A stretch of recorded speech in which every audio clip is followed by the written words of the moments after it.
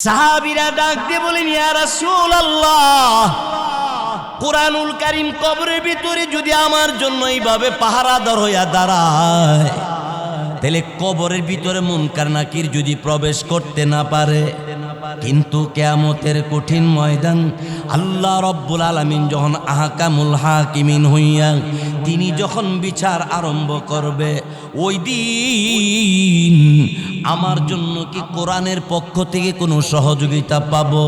আল্লাহর নবী বলেন, কোরআনুল কারীম যেইভাবে নবীরা সুপারিশ করবে, আলেম উলামা সুপারিশ করবে, ঠিক তেমনি ভাবে কুরআনুল কারীম কাল কিয়ামতের কঠিন ময়দানে আল্লাহ রাব্বুল আলামিনের বান্দার জন্য সুপারিশ করে বলবে, আল্লাহ রাব্বুল আলামিন, আপনার বান্দাটা আমি মহান আল্লাহ, আপনার বাণী আমি কোরআনকে আমাকে এত ভালোবাসতো, আমাকে মহব্বত করত, আমাকে মহব্বত করে আমার দিকে তাকায়া থাকতো।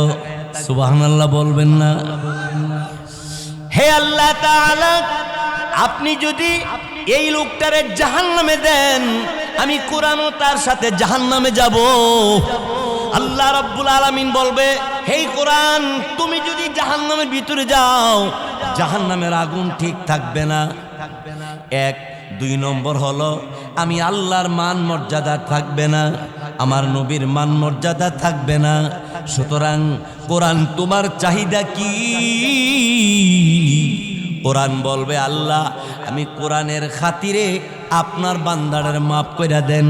আল্লাহ পাক রব্বুল আলামিন বলবে, আমার বান্দার জিন্দেগির ভিতরে যত গুনাহ আছে, কোরআনুল কারীম তুমি যখন আমার বান্দার পক্ষে সাক্ষীটা দিয়ে দিলা, আমি আমার কোরআনের বরকতে বান্দারে ক্ষমা করে দিয়েছি।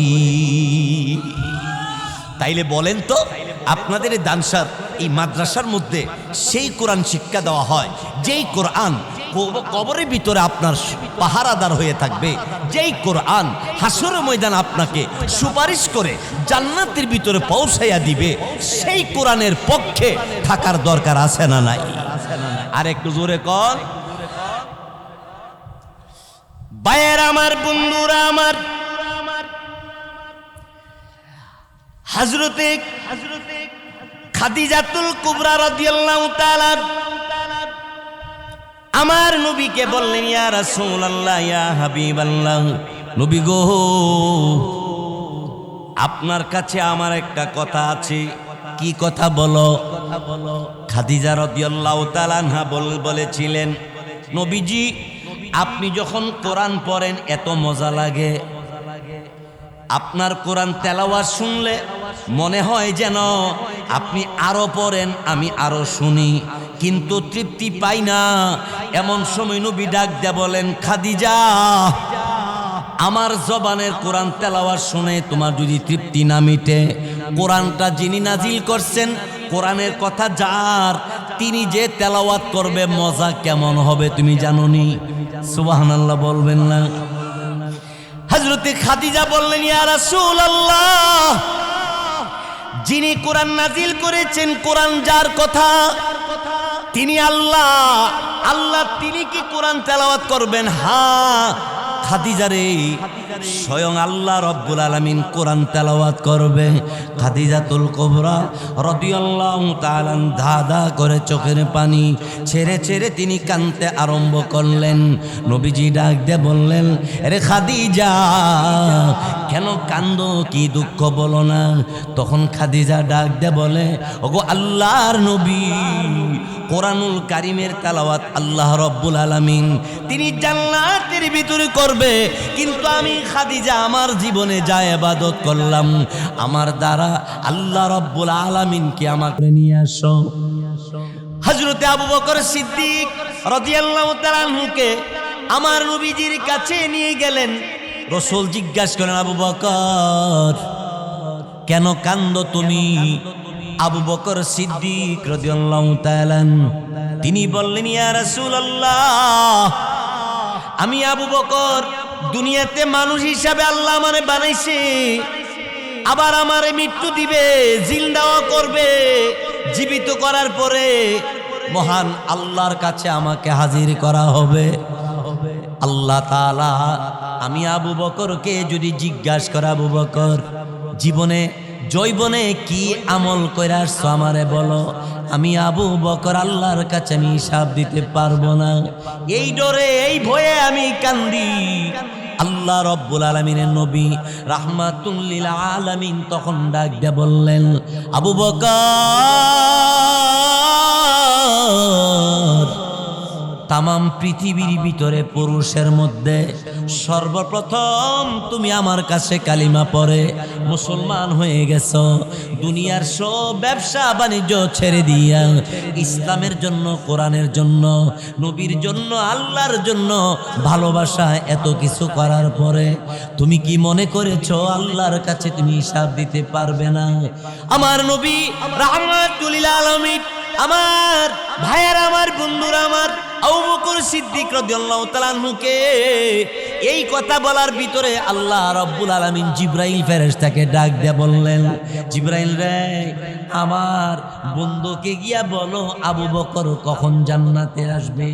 বারবার হুরপুরীর আমি আল্লাহর কাছে বারবার দরখাস্ত করি, আবু বকর কখন জান্নাতে আসবে। হুরপুরীরা আল্লাহর কাছে আবদার করতে থাকে, সে আবু বকর আল্লাহর কাছে যাইয়া কেমনে হিসাব দিবে এই চিন্তা করে। দানসর শয় এলাকার পর্দার ভিতরে মা বোনেরা আমার, মাগরিব থেকে এই পর্যন্ত উলামায়ে কেরাম দামি দামি বয়ান করে গেছেন, আমার পর আরো দামি দামি বয়ান উলামায়ে কেরাম করবেন। সব কথার এক কথা হইল, আল্লাহর নবীর সাহাবীদের ইত্তেবা করেন, নবীর ইত্তেবা করেন, নবী আর সাহাবাই কেরামের দলে অন্তর্ভুক্ত হইতে যাইয়া জানে মালে সব দিক দিয়া ঐক্যবদ্ধ হইয়া ঈমান আমল নিয়ে কবরে যাওয়ার তৌফিক আল্লাহ আমাদেরকে দান করুক, বলেন আমিন। আরো জোরে বলি আমিন। ভাইসব আমার, এই তো হইল সাহাবীদের অবস্থা। সারা পৃথিবীতে যত বড় বড় মাদ্রাসা আছে এর ভিতরে দেওবন্দ মাদ্রাসা একটা বড় মাদ্রাসা, নাম শুনছেন? এই দেওবন্দ মাদ্রাসার শাখাটাই হইল দানসার মাদ্রাসা। আলহামদুলিল্লাহ, এই দানসার মাদ্রাসার কমিটি, দানসার মাদ্রাসার মুহতামিম এবং আসাতাজে কেরাম সহ ছাত্র ভাইদেরকে আল্লাহ তাআলা কবুল করুক, সবাই বলে আমিন।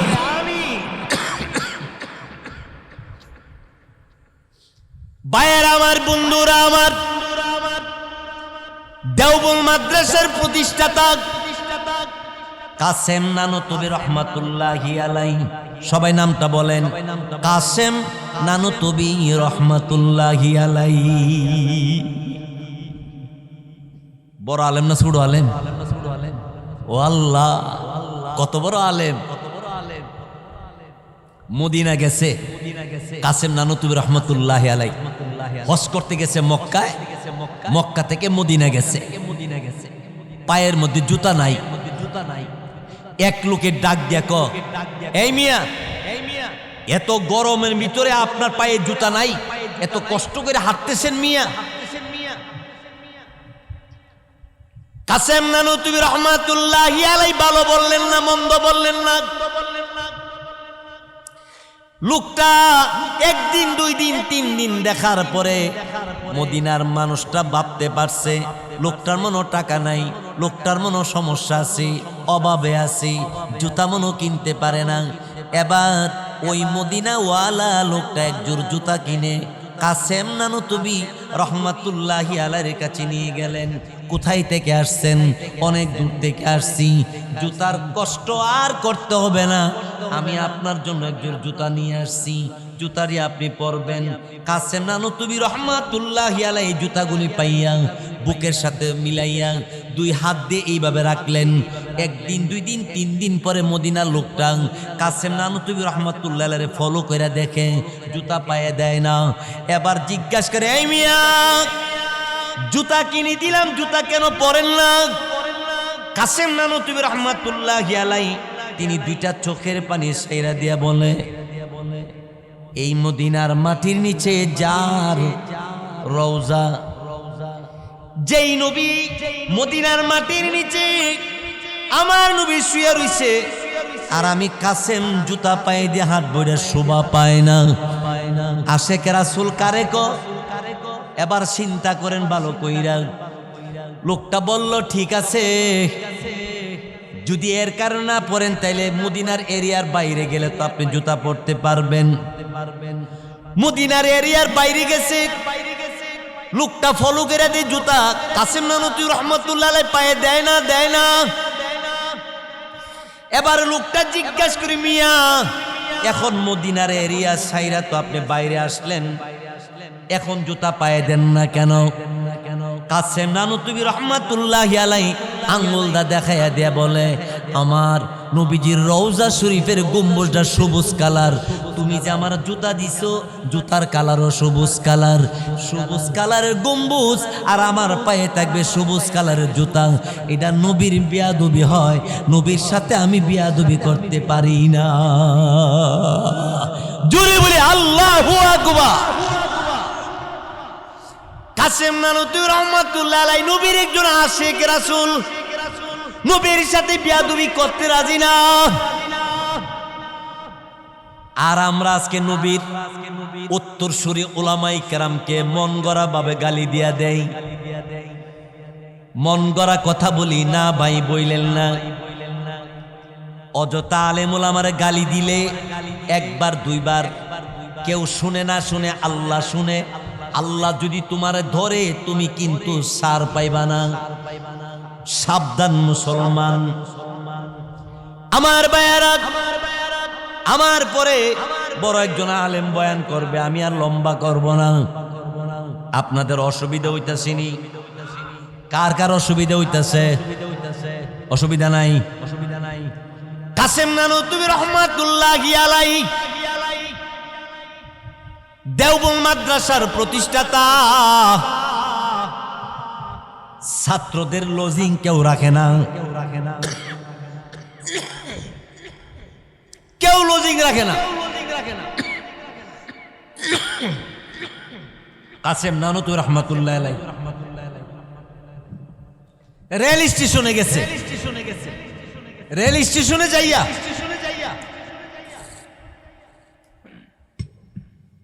দাঁড়াই রইছে। মানুষে মালের বস্তা লই আইলে মালের বস্তা মাথায় লইয়া বেড়া বাড়িতে পৌঁছাই দিছে, তো কিছু টাকা দিলে এই টাকা দিয়ে বাজার কইরা ছাত্ররে খাওয়াইছে।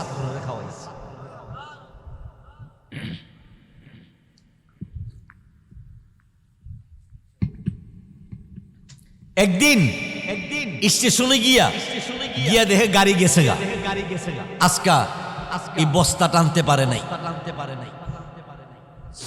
এখন কি করব? একটা ব্যাগ লইয়া বাজারে গেছে কিছু সাহায্য চাইবার লাইয়া। একটার কাছে গিয়া কইছে, মাদ্রাসার কয় ছাত্ররা না খাইয়া রইছে, কিছু সাহায্য দিবেন? ও তুমি আইছো, আর কিছু না দিয়া পারা যা, নেন। দিছে। উনি হাত খুললা দেখে সালি দিছে, সালি। কি দিছে? ছাই। সাথে যারা গেছিল এরা কইলে আপনি রাগ হইলেন না? না না, রাগ হওয়ার কারণ নাই, ইসলাম রাগ ভালোবাসে না। আজকে যে লোকে ছাই দিছে, আগামী দিন হে না দেখের ছেলে দেখবা ছাইল দিব। দেখবেন অনেকে মাদ্রাসা দেখতে পারে না, কিন্তু এর ভাই, এর ছেলে, এর বংশের মধ্যে এই মাদ্রাসার দায়িত্ব পালন করার জন্য আগে আগে আসে। এর বংশ থেকে লক্ষ লক্ষ টাকা দান করার জন্য রেডি হয়ে যায়।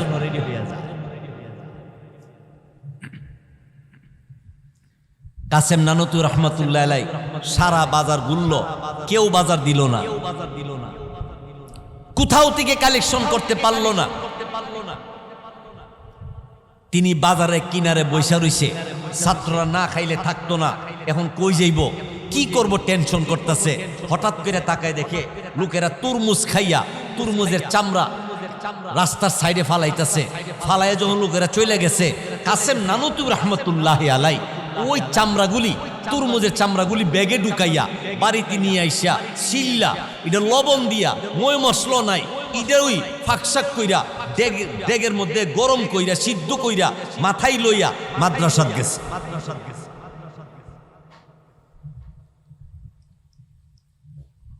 মাদ্রাসার ভিতরে তরমুজের চামড়া সিদ্ধ করে, মশলা নাই, সামান্য কিছু লবণ দিয়া এই তরমুজের চামড়া সিদ্ধ করে ছাত্রদের সামনে দিয়া বলল, ছাত্ররা রে, খাবারটা আজকে দুর্বল হইলেও খেয়ে নাও, আর একটু ভালো খাবারের ব্যবস্থা আমি করার চেষ্টা করব, তোমরা এগুলি খাইয়া নিবা।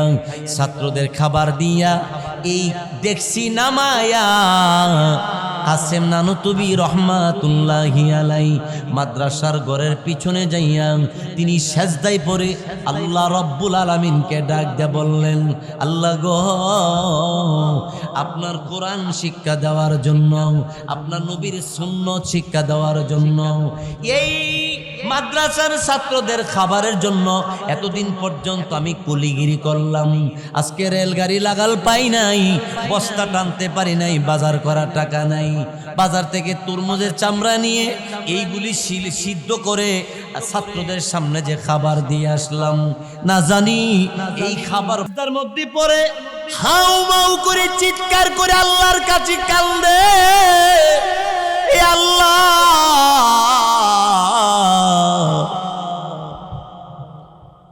এই কোরআন মনে হয় আর শিক্ষা দেওয়ার সুযোগ পাইতাম না, ছাত্ররা মনে হয় থাকবে না, ভালো খাবার যে আমি দিতে পারলাম না। মাদ্রাসার ঘরের পিছনে দিলি সেজদা থেকে গৈরিতে আরম্ভ করছে, ঘরে ঘরে কান্দে, আমার আল্লাহ কে বলে, আল্লাহ না জানি গো, এই তরমুজের চামড়া সিদ্ধ করা খাওয়া খাইয়া ছাত্রগুলি চলে গেলে কোরআন কারে শিখা দিব, কারে শিখাবো কোরআন, কারে শিখাবো নবীর সুন্নত। সমস্ত হিন্দুবাদীরা, সমস্ত নাস্তিকবাদীরা এই মাদ্রাসার বিরোধিতা করে, আমি কাসেম কি করব আল্লাহ রব্বুল আলামিনের দরবারে? তিনি কাঁদতেছে, হঠাৎ করে তিনির কানে আওয়াজ যাইতেছে, মাদ্রাসার ভিতরে একটা ছাত্র আরেকটা ছাত্রের বলে, হুজুরে এতদিন পর্যন্ত আমাদেরকে এত খাবার দাবার দিল, এত মজাদায়ক খাবার আমরা আর কোনোদিন খাই নাই। সুবহানাল্লাহ বলবেন না? এক ছাত্র, দুই ছাত্র নয়, যেই কয়জন ছাত্র খাবার খায় আর বলে এত সুস্বাদু খাবার, জীবনে কোনোদিন আমরা এমন খাবার খাই নাই। আর আমাদের উস্তাদ এত সুন্দর সুস্বাদু খাবার কোত্থেকে নিয়ে আসলো, কেমন করে রে এই খাবারের জোগাড় করলো? এত সুন্দর খাবারের জোগাড় আমাদের উস্তাদ কোনোদিন করে নাই। আজকে এত সুন্দর গ্রানযুক্ত খাবার আমরা কেমনে দিল, কোথায় পাইলো? উস্তাদরে তালাশ করার জন্য তারা বের হয়ে গেল। বারে দেখি মাদ্রাসার পিছনে মাথা ঠেকাইয়া চোখের পানি সাইরা সাইরা কাঁদলে ছাত্ররা যাইয়া গে বলে, কাসেম নানুতুবি রহমাতুল্লাহির পা মুবারকে পায়ের মধ্যে পড়ে ডেকে ডেকে বলে, হুজুর কেন কাঁদলেন আপনি? ছাত্ররা, তোমরা কি খাবার খাইছো? ছাত্ররা ডাক দে বল, হুজুর জীবনে কত খাবার খাওয়াইলেন, এত মজার খাবার আর কোনোদিন পাই নাই। আকাশ থেকে গাইবে আওয়াজ আসছে, জান্নাতের খাবারে তরমুজের চামড়ার সাথে মিলে গেছে। ও মুসলমান, সেই জন্য এই কষ্ট করে ছাত্ররা লেখাপড়া করে, এই কষ্ট করে কাসেম নানুতুবি রহমাতুল্লাহি আলাইহি সহ আমাদের আকাবিররা এই দ্বীনি প্রতিষ্ঠানগুলোকে চালু করে গেছেন। সেই প্রতিষ্ঠানের শাখা দানসার মাদ্রাসা। আলহামদুলিল্লাহ, এই মাদ্রাসাতে আমি অনেকবারই আসছি, আবারও যদি দাওয়াত দে আবারও আসার চেষ্টা করবো। দাওয়াত না দিলে তো জোর করে আউন যেত না, দিলে আবারও আসবো ইনশাআল্লাহ। কিন্তু আমার একটা কথা হইল, আমি আগে যে আসছিলাম আইসা দেখছিলাম নর্মাল ঘর দুয়ার, ঘরের পরিবেশ ছিল না তেমন একটা। মাশাআল্লাহ, এবার এই দেখলাম সুন্দর বিল্ডিং। এখন মনে হয় বিল্ডিং এর মধ্যে আয়না মাইনা লাগবো। আয়না লাগবো না, গ্লাস। আমি আয়নাই কই, আগে তো আয়না কইতো, অনেক গ্লাস। আগে টাট্টি আছিল ওখানে লেপটিন, ওখানে বাথরুম, ওখানে ওয়াশরুম, খালো বয়ে জাগছে হিতানের কথা হবন বুঝলে গেছে। একটা আর একটা রেখ আবার তো বাথরুমও জামু হইতো আর হইছে লাভ কি, একবার আবার তো জামু এলে হে হস হই না। মুসলমান ও মুসলমান দেখেন এই মাদ্রাসার নির্মাণের কাজ চলতেছে। আমি অল্প কয়েক মিনিট আপনাদের খেদমতে কিছু কথা বললে আমি শেষ করব। মরণের সময় আপনার পাশে কবরে কোরআন থাকবে। এই কোরআনের মোহাব্বত যদি আপনার অন্তরে আপনি ঢুকাইতে পারেন, কবরের মধ্যে যদি কবরের ভিতরে কোরআনের মোহাব্বত নিয়ে যাইতে পারেন, খোদার কসম কোরআনের বরকতে কবরের আযাব থেকে মুক্তি পাবেন। হাসরের ময়দানে আল্লাহ তাআলার কাছে নাজাতের মাধ্যম হইয়া কোরআন আপনাকে জান্নাত পর্যন্ত পৌঁছাইয়া দিবে। সেই কোরআনের মোহাব্বতে এই কয়টা গ্লাস লাগে? 10টা গ্লাস লাগে। আমার জানা মতে এখানে এমন লোক আছে একলি 10টা গ্লাস দিতার। আপনাদের এলাকাত মানে এই নিয়ম নাই, আর না হয় আরেকজনের জায়গা জোর দখল করে রাখা, আর না হয় দয় দরবার করতে গিয়া টাকা খায়। আর নিরহ মানুষ পাইলে হেরে খালি দমক দে, আর বড় লোক পাইলে খালি সালাম দে। এই মানুষটা ঠিক নাই, এই মানুষটা কি নাই, ঠিক নাই। রসুল সহ লক্ষাধিক নবী রসুলগণ এসেছিলেন এই পৃথিবীর জমিনে একটাই কারণ, যে হক আর বাতিলকে পার্থক্য করে দেওয়ার জন্য। জোরে বলুন ঠিক কিনা? আপনারা শুনছেন, হয়তো অনেকে জানেন, অনেকে আপনারা এই মিছিলে গিয়েছিলেন। আমাদের মাতার মুকুট, আমাদের মাতার তাজ, লক্ষ লক্ষ আলেম উলামার মাতার তাজ আল্লামা শায়েখ সাজিদুর রহমান সাহেব দামাত বরকাতুহুমকে নিয়ে কটূক্তি করছিল কুলাঙ্গারে। জোরে কোন ঠিক কিনা? তো আমাদের মাথার মুকুট হযরত উলামাই কেরামের ব্যাপারে কেউ যদি বাঁকা নজরে তাকায়, নবীর উম্মত তাকে কখনো ছাড় দিবে না। আর আস্তে কোন ঠিক? আপনারা বলেন, আলেম উলামা যদি না থাকতো, হালাল হারাম এবং হক বাতিলের পার্থক্য বুঝার কোনো কায়দা ছিল না। এটা আপনার আমার জন্য উপকার। এই মিয়া, আমি কি অটো গাড়ি চালাইতাম না? তাইলে অটো গাড়ি চালাইলে আমার ভাড়া দিত না? তাহলে আমি অটো গাড়ি না চালাইয়া মাদ্রাসাত পড়াই, মসজিদে নামাজ পড়াই, আপনাদের সামনে ওয়াজ করতে আই, তাহলে আমি অটো গাড়ি চালাইতে পারতাম। আমি জেনারেল লাইনে লেখাপড়া করে ইঞ্জিনিয়ার হইতে পারতাম, হাই স্কুলে মাস্টার হইতে পারতাম, আমিও তো পারতাম। তাইলে আমি এই লাইনে লেখাপড়া করলাম, আমারে যিনি লেখাপড়া করাইলেন, ওনারে যিনি লেখাপড়া করাইলেন, এই লেখাপড়ার শুরুটা কার থেকে? আল্লাহ রাব্বুল আলামিনের পক্ষ থেকে।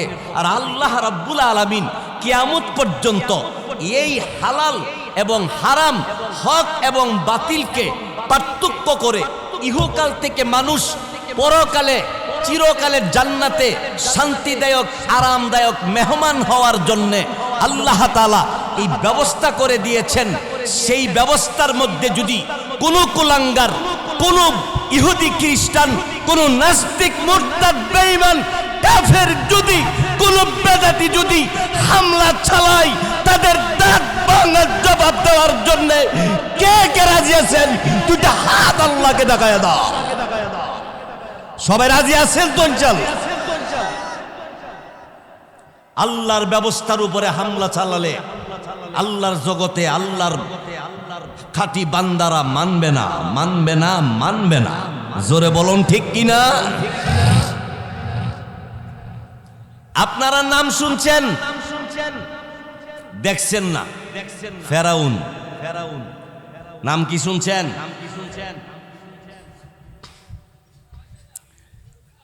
ফেরাউনের ক্ষমতা বেশি না কম ছিল? এত ক্ষমতাশীলের আল্লাহ পানিতে চুবাইয়া মারছে। ওই আল্লাহ এখন নাই। আল্লাহ যখন ধরে তখন বাংলার গুদি, শ্রীলঙ্কার গুদি, নেপালের গুদি বা যে দেশের যেই গুদি সাইরা না কয়েও যাওয়ার লাগে, কয়া যাওয়ার সুযোগ নাই। কারণ আল্লাহ নারাজ হয়ে গেলে উপায় নাই।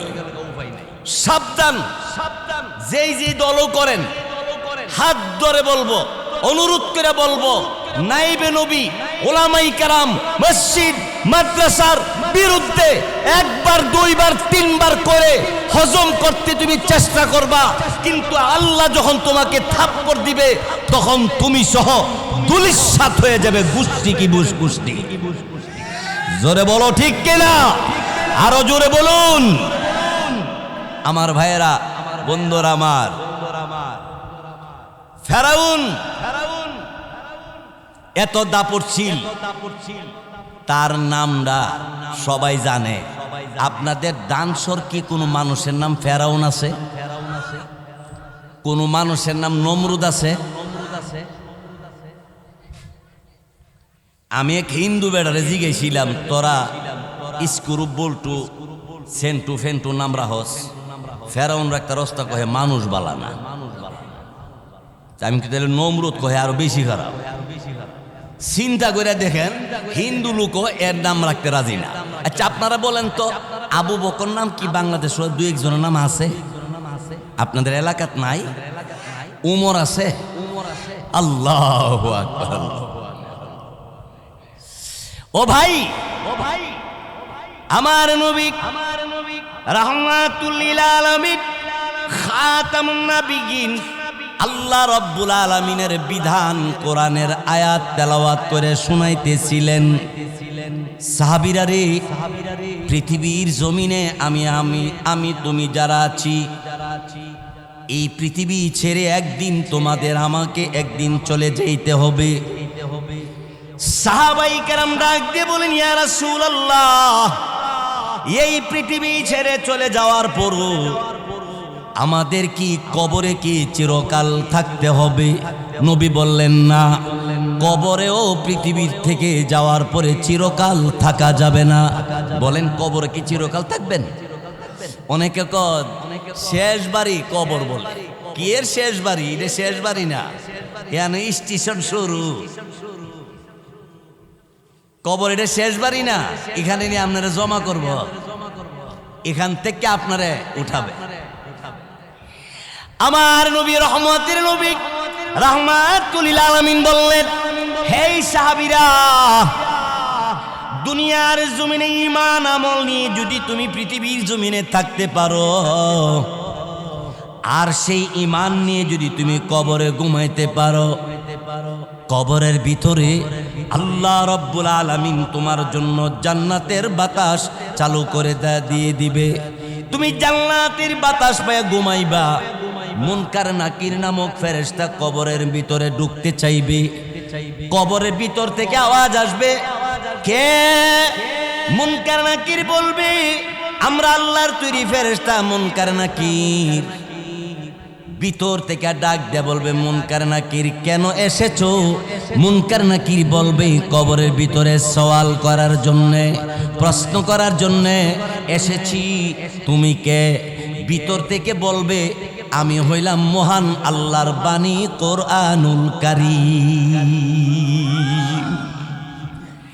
সাহাবীরা ডাক দিয়ে বলেন, ইয়া রাসূলুল্লাহ, কোরআনুল কারীম কবরের ভিতরে যদি আমার জন্য এইভাবে পাহারাদার হইয়া দাঁড়ায়, তাহলে কবরের ভিতরে মুনকার নাকির যদি প্রবেশ করতে না পারে, কিন্তু কিয়ামতের কঠিন ময়দান আল্লাহ রাব্বুল আলামিন যখন আহকামুল হাকিমিন হইয়া তিনি যখন বিচার আরম্ভ করবে, ওই দিন আমার জন্য কি কোরআনের পক্ষ থেকে কোনো সহযোগিতা পাবো?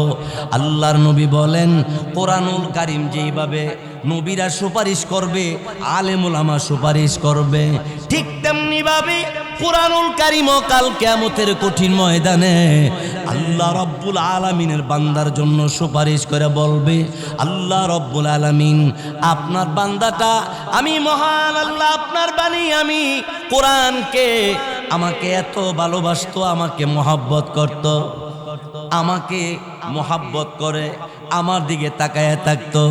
সুবহানাল্লাহ বলবেন না?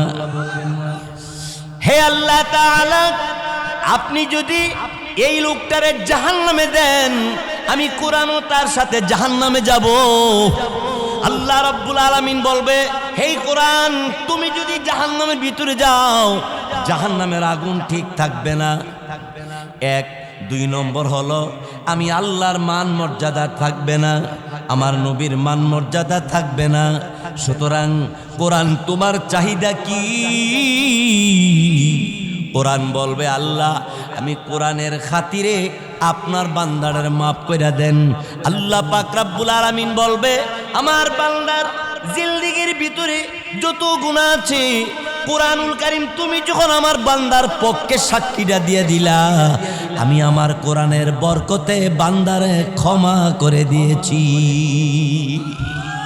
তাইলে বলেন তো, আপনাদের এই দানসার এই মাদ্রাসার মধ্যে সেই কোরআন শিক্ষা দেওয়া হয়, যেই কোরআন কবরের ভিতরে আপনার পাহারাদার হয়ে থাকবে, যেই কোরআন হাসরের ময়দান আপনাকে সুপারিশ করে জান্নাতের ভিতরে পৌঁছাইয়া দিবে, সেই কোরআনের পক্ষে থাকার দরকার আছে না নাই? আর একটু জোরে কর। ভাইয়েরা আমার, বন্ধুরা আমার, হযরতে খাদিজাতুল কুবরা রাদিয়াল্লাহু তাআলা আমার নবীকে বললেন, ইয়া রাসূলুল্লাহ, ইয়া হাবিবাল্লাহ, নবী গো, আপনার কাছে আমার একটা কথা আছে। কি কথা বলো? খাদিজা রাদিয়াল্লাহু তাআলা আনহা বলেছিলেন, নবীজি আপনি যখন কোরআন পড়েন এত মজা লাগে, আপনার কোরআন তেলাওয়াত শুনলে মনে হয় যেন আপনি আরো পড়েন, আমি আরো শুনি, কিন্তু তৃপ্তি পাই না। এমন সময় নবী ডাক দিয়ে বলেন, খাদিজা, আমার জবানের কোরআন তেলাওয়াত শুনে তোমার যদি তৃপ্তি না মিটে, কোরআনটা যিনি নাজিল করছেন, কোরআনের কথা যার, তিনি যে তেলাওয়াত করবে মজা কেমন হবে তুমি জানোনি? সুবহানাল্লাহ বলবেন না? হযরতে খাদিজা বললেন, ইয়া রাসূলুল্লাহ, যিনি কোরআন নাজিল করেছেন, কোরআন যার কথা, তিনি আল্লাহ। আল্লাহ তিনি কি কোরআন তেলাওয়াত করবেন? হ্যাঁ খাদিজা রে, স্বয়ং আল্লাহ রব্বুল আলামিন কোরআন তেলাওয়াত করবে। খাদিজাতুল কুবরা রাদিয়াল্লাহু তাআলা ধাঁধা করে চোখের পানি ছেড়ে ছেড়ে তিনি কাঁদতে আরম্ভ করলেন। নবীজি ডাক দিয়ে বললেন, আরে খাদিজা, কেন কান্দো, কি দুঃখ বলো না? তখন খাদিজা ডাক দিয়ে বলে, ওগো আল্লাহর নবী, কোরআনুল কারীমের তেলাওয়াত আল্লাহ রব্বুল আলামিন তিনি জান্নাতের ভিতরে করবে, কিন্তু আমি খাদিজা আমার জীবনে যা ইবাদত করলাম, আমার দ্বারা আল্লাহ রব্বুল আলামিনকে আমার নবী তিনি বসা থেকে দাঁড়ায় ডাক দিয়ে বললেন, খাদিজা রে, আমি যখন মেরাজে গিয়েছিলাম, মেরাজ থেকে আমি এসেছি, আইসা আমি একটা সংবাদ তোমারে জানাই নাই, সমস্ত সাহাবাই কেরামকে জানাই নাই, আজকে তোমারে জানাইয়া দেই। খাদিজা রে, জান্নাতের ভিতরে আল্লাহ রব্বুল আলামিন কয়েকটা ঘর বানায় রাখছি, এর ভিতরে একটা ঘর এত সুন্দর সুসজ্জিত করে বানানো। আমি জিজ্ঞাসা করেছি, এই জিবরাইল, এত সুন্দর সুন্দর ঘর মহান আল্লাহ পাক রব্বুল আলামিন কার জন্য বানাইছে? এমন সময় জিবরাইল আমাকে ডাক দিয়ে বললেন, ওগো আল্লাহর নবী, আসুন আপনি একটু সামনে আসেন, একটু নামটা পড়া দেখেন। আল্লাহ নবী তাকায়া দেখি ওই ঘরের সামনে লেখা খাদিজাতুল কুবরা। খাদিজার নামে আলাদা ঘর জান্নাতের ভিতরে রিজার্ভ করা। সেই খাদিজা চিন্তা করে জান্নাতের ভিতরে কেমনে যাইব, জান্নাতে যাইতে পারবো কি পারতো না, এই চিন্তা উনি জানে বাসে না। আর আমরা দেশের খাদিজারা দেশ কাবু করবার লাগিয়া এরপরে কি করলে পরে দেশ, ঠিক না? আমরা খাদিজার তো খবরই নাই। আমরা খাদিজারা মনে করে যে জান্নাত তো না, এদের নিজে বাড়া রাখা। আপনাদের দানসর মহিলার কথা বই না আবার। ও মুসলমান, বন্ধুগণ আমার, খারাপ লাগতেছে? তার পরবর্তীতে খাদিজাতুল কুবরা রাদিয়াল্লাহু তাআলা আনহাকে আমার আপনার নবী বলেন, খাদিজা জান্নাতের ভিতরে তোমার জন্য আলাদা ঘর আল্লাহ বানায় রাখছি। খাদিজা ডাক দিয়ে বললেন, ওগো আল্লাহর নবী, আমার জন্য আল্লাহ কোন ইবাদতের বিনিময়ে, আমার কোন আমলের কারণে আমার জন্য আল্লাহ জান্নাতে ঘর বানাইছি? আল্লাহ রসুল ডাক দিয়ে বললেন, খাদিজা রে, তোমার একটা আমল আল্লাহর কাছে পছন্দ, সেটা হলো তুমি আমাকে মহাব্বত করো, আল্লাহকে মহাব্বত করো। তোমার যত দ্বন্দ্বলত আছে কোরআনের জন্য, ইসলামের জন্য তুমি যে দান করে দিছ, আল্লাহ বলেন আমার খাদিজা দ্বন্দ্বলত সব দান করলো কোরআনের জন্য, আমি আল্লাহ দান করলাম জান্নাতের সম্পন্ন সব। জোরে বলেন আলহামদুলিল্লাহ, আলহামদুলিল্লাহ। এই জন্য খাদিজার মতো এত নেককারিনী একজন মহিলা হইয়া জান্নাতে যাওয়ার ব্যাপারে এত টেনশন করে, আর আমরা পুরুষ যারা আছি, আমরা কি জান্নাতে যাওয়ার ইচ্ছা আছে? সবার ইচ্ছা আছে তো? মাশাআল্লাহ, মাশাআল্লাহ। নামাজ পইরা না সাইরা, রোজা রাইক্যা না রাইক্যা, সুদ খাইয়া না সাইরা, পরের হক নষ্ট কইরা না না নষ্ট কইরা, সাবধান, সাবধান। ভাইয়েরা আমার, বন্ধুরা আমার, খাদিজাতুল কুবরা রাদিয়াল্লাহু তাআলা রাসূল করিম সাল্লাল্লাহু আলাইহি সাল্লামকে বললেন, ইয়া রাসূলুল্লাহ, আমার ঘরের পরিমাণটা কত হবে? 24 হাত না 28 হাত লম্বা? রাসূল ডাক দিয়ে বলেন, খাদিজা, তোমার ঘরের এই মাথা থেকে ওই মাথা পর্যন্ত যাইতে জিব্রাইলের 40 বছর সময় লাগে। আরো আসতে কোন, গোটা শুরু না, আল্লাহু আকবার, আল্লাহু আকবার। জিব্রাইল বলেন, হুজুর, খাদিজার এই ঘরের এই কিনার থেকে ওই কিনারে যাইতে আমার 40 বছর সময় লাগে। নবী ডাক দিয়ে বললেন, আমার খাদিজা একজন মহিলা, তার জন্য এত বড় ঘর বানানোর কারণটা কি? রাসূল ডাক দিয়ে বললেন, জিব্রাইল উত্তর দিয়া বললেন, রাসূল, খাদিজার জন্য এত বড় ঘর বানানোর কারণ হইল এই ঘরটার ভিতরে একটা বিয়ার অনুষ্ঠান হবে। সুবহানাল্লাহ, জোরে কোন। এই বিয়ার অনুষ্ঠানে বরযাত্রীরা এই ঘরের মধ্যে বসবে। সুবহানাল্লাহ, সুবহানাল্লাহ। বরযাত্রী যারা হবে তারা কারা? 1 নম্বর আদম থেকে শুরু করে ঈসা নবী পর্যন্ত। ও, সব নবীরা থাকবো বলা হয়। ও জিব্রাইল, এই ঘরের ভিতরে যে বিয়ে হবে, জামাইয়ের নামটা কি আর বউয়ের নাম কি? সুবহানাল্লাহ বলবেন না? জিব্রাইলকে, হুজুর, জামাইয়ের নাম মুহাম্মদ, বউর নাম আসিয়া। কেমন আসিয়া? আর আমরা দেশে আসিয়া করে কি? আল্লাহু আকবার, আল্লাহু আকবার। জিব্রাইল আলাইহিস সালামকে আমার নবী ডাক দিয়ে বলেন, জিব্রাইল, এত বড় সুসংবাদ পাই আমি বড় খুশি, তবে আমার মনে বড় একটু কষ্ট। আল্লাহ ডাক দিয়ে বলেন, আমার বন্ধুর কি কষ্ট জিজ্ঞাসা করো। জিব্রাইল বলেন, হুজুর, আপনার মনে কি কষ্ট? জিব্রাইলকে আমার নবী চোখের পানি ছেড়ে দিয়ে কাঁদতে শুরু করলেন, আর বলতে আরম্ভ করলেন, জিব্রাইল রে, আদম থেকে নিয়ে ঈসা নবী পর্যন্ত সব জান্নাতের ভিতরে ওই বিয়ার অনুষ্ঠানের মধ্যে বরযাত্রী হিসেবে থাকবে, আমার গুনাহগার উম্মতরা কি বরযাত্রী থাকতে পারবে না?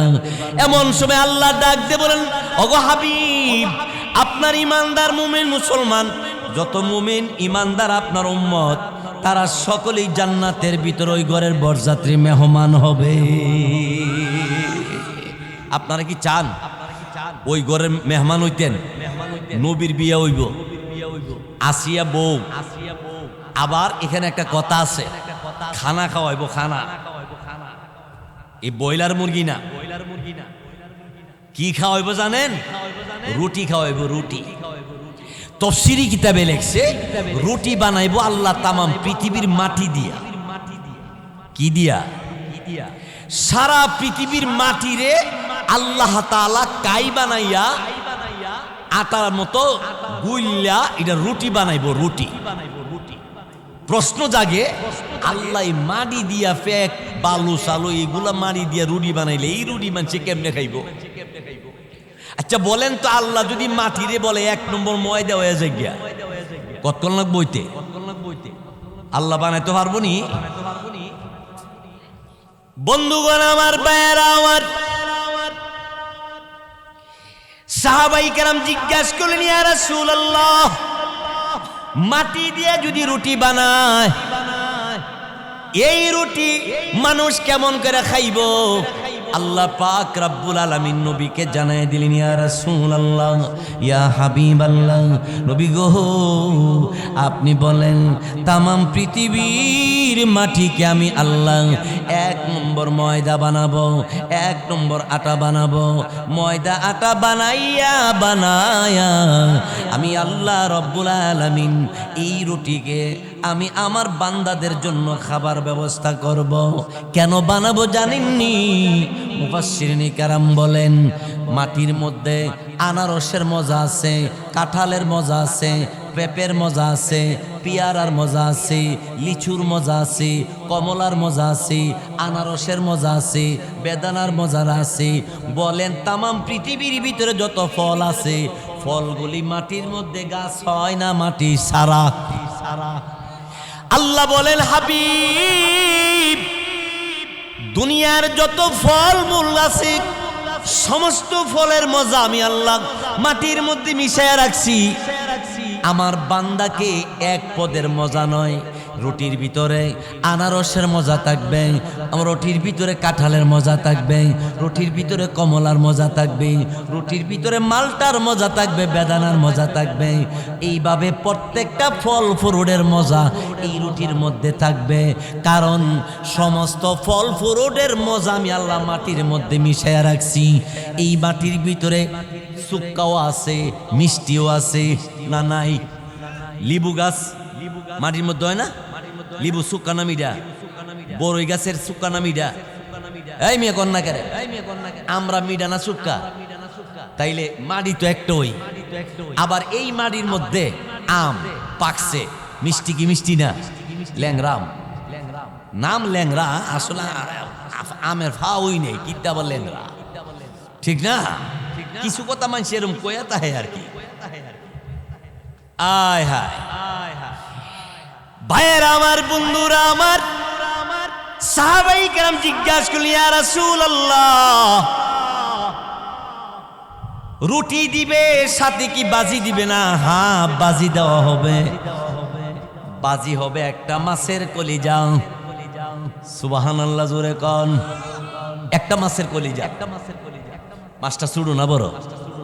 এবার মাছটা কত বড় একটু শুনেন। আল্লাহ পাক রব্বুল আলামিন 7 আসমান 7 জমিন সব কিছু নির্মাণ করার পরে 7 জমিনের নিচে আল্লাহ একটা মাছ বানায় রাখছে।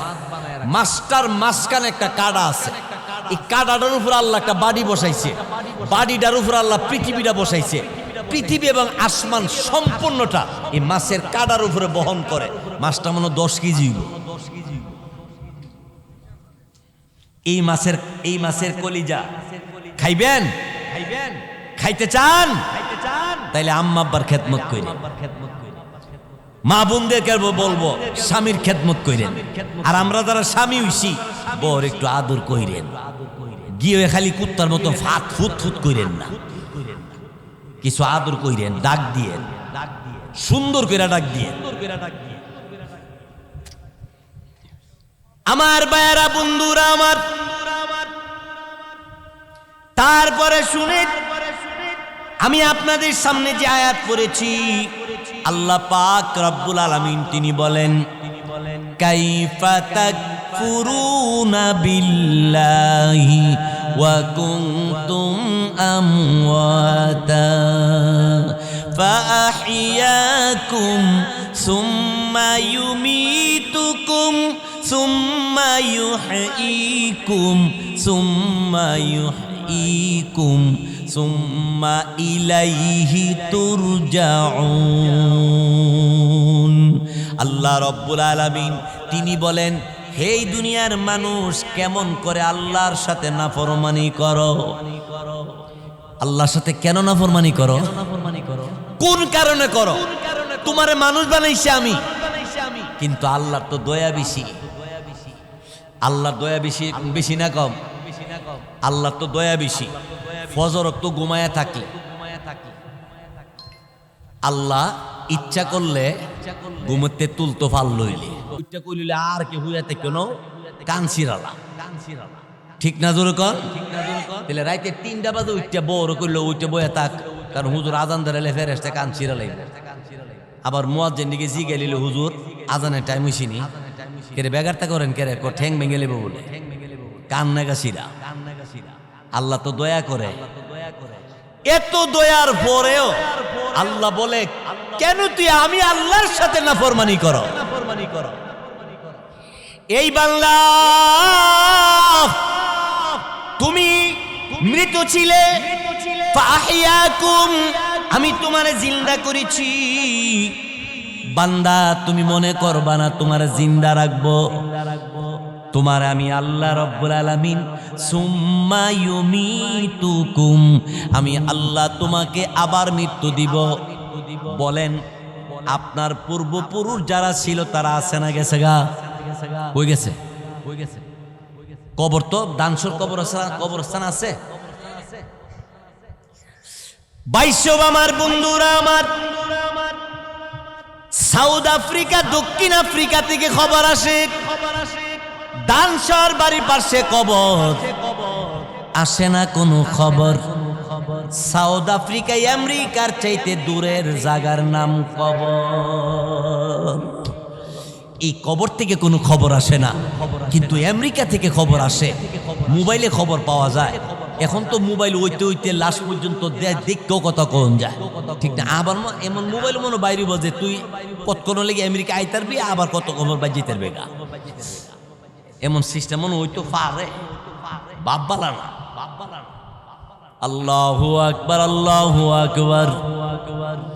বাইশব আমার বন্ধুরা আমার, তারপরে শুনে আমার আপনার আল্লাহ বলেন কাইফা তাকফুরুনা বিল্লাহি ওয়া কুনতুম আমওয়াতা।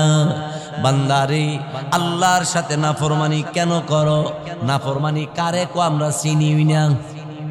নাফরমানি কারে কো? চিনিই না। নাফরমান কারে কো? হেই মিয়া, কোন মানুষের সাথে দুকাবাজি করা এটা নাফরমানি। আল্লাহর হুকুম ছেড়ে দেওয়া এটা নাফরমানি। অন্যরে ঠগায়া দেওয়া, নিজে জিততা যাওয়া এটার নাম নাফরমানি। এই নাফরমানির কারণে কাল কিয়ামতের ময়দানে আটকা পড়বে, বাঁচার উপায় থাকবে না রে ভাইয়ের আমার, বন্ধুরা আমার। সেই জন্য আমি যেই কথাটা বলতেছিলাম, আমরা মৃত ছিলাম, আল্লাহ আমাদেরকে জিন্দা করছেন, আল্লাহ আবার আমাদেরকে মৃত্যু দিবেন। মৃত্যুর পরে আল্লাহ বলেন সুম্মা ইউহয়িকুম আমি আল্লাহ মৃত্যুর পরে তোমাকে আবার জিন্দা করব, জিন্দা করব। এরপরে আল্লাহ বলেন সুম্মা ইলাইহি তুরজাউন আল্লাহ বলেন তোমাদের সকলেরই আল্লাহর কাছে আসতে হবে। কার কাছে যাইতে হইব? আল্লাহর কাছে যাইতেই হবে, না যাইয়া উপায় নাই। ভাইয়েরা আমার, বন্ধুরা আমার, ভালো করে খেয়াল করুন। হযরতে আবু বকর সিদ্দিক রাদিয়াল্লাহু তাআলা আল্লাহর কাছে উপস্থিত হওয়ার ব্যাপারে তিনি জমিনে পড়ে গড়ে গড়ে কান্দে। সাহাবীরা জিজ্ঞাসা করলেন, আবু বকর, নবী আপনার এত ভালোবাসে, আপনি জমিনে পড়ে কেন গড়ায় গড়ায় কান্দেন? আবু বকর ভালো বলে না মন্দ বলে না, শুধু চোখের পানি ছেড়ে ছেড়ে তিনি কান্দেন।